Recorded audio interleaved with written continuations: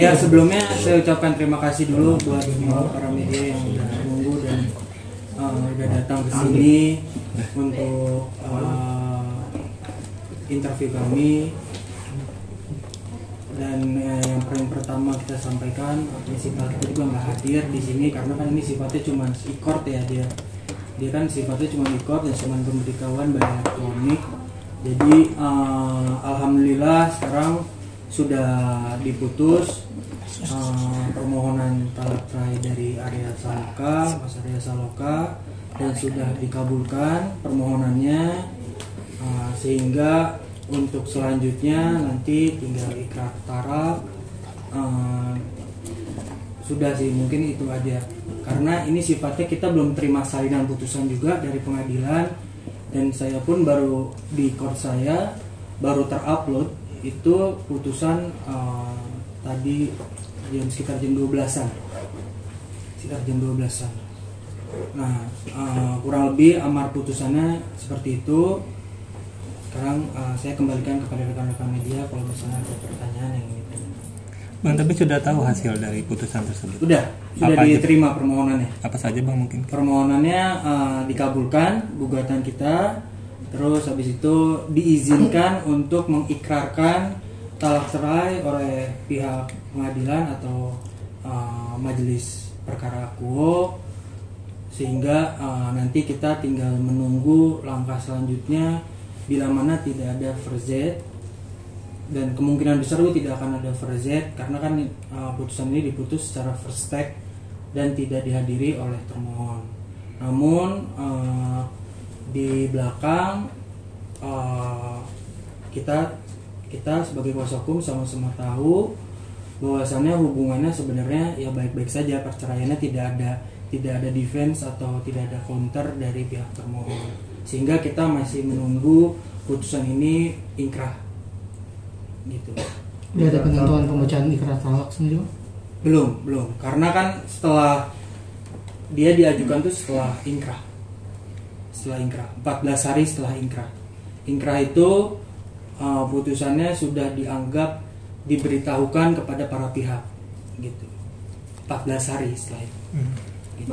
Nanti ayah berarti harus wajib ya Pak? Iya.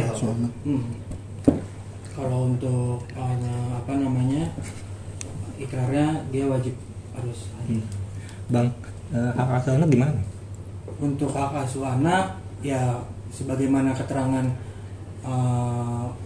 founding partner kami, Pak Noveriski, dan hasil dari fakta-fakta di persidangan itu hak asuh anak jatuh kepada Putriana. Bailu memang di bawah dari 12 tahun, hak asuh anak jatuh kepada ibunya.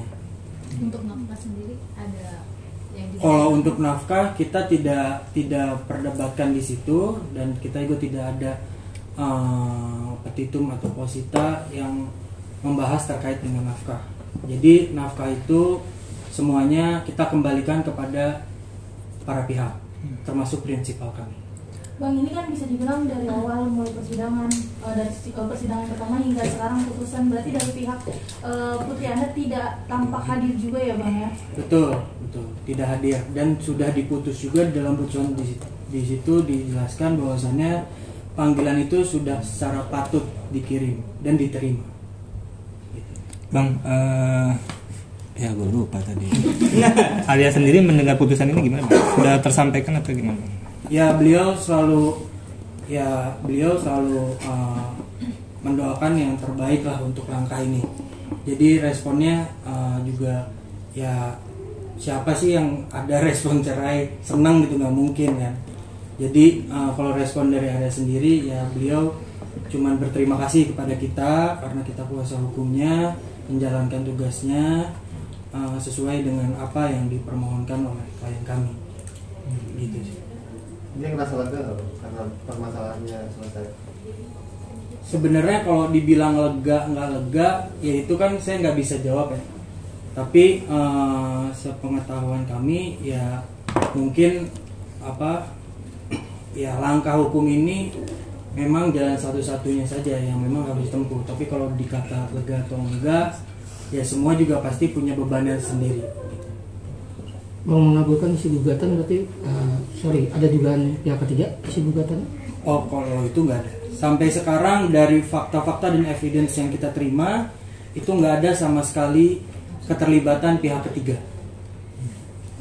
Jadi by law memang kalau memang sudah tidak ada evidence yang diajukan kepada kami, ya kita jalankan sesuai prosedur aja. Bang, meskipun tergugat nggak pernah hadir dalam persidangan gitu ya, komunikasi tapi masih jalan sama Bang Arya, Bang? Kami Arya Putri kalau itu sepengetahuan kami komunikasi pasti ada, tapi melalui apanya kita juga nggak tahu, dan secara detailnya kita juga nggak tahu. Yang saya ketahui adalah komunikasi antara termohon dan pihak pemohon Arya atau Mbak Ana itu baik-baik saja sampai sekarang. Maksudnya tidak pernah ada manuver atau defensif yang memang sangat penting dimasukkan dalam pokok perkara ini. Bang, ini kan bisa dibilang hak asuh diserahkan ke pihak Putri Ana sendiri. Dari Putri Ana sendiri sempat ada batasan nggak sih untuk Bang Arya bertemu dengan anak-anaknya?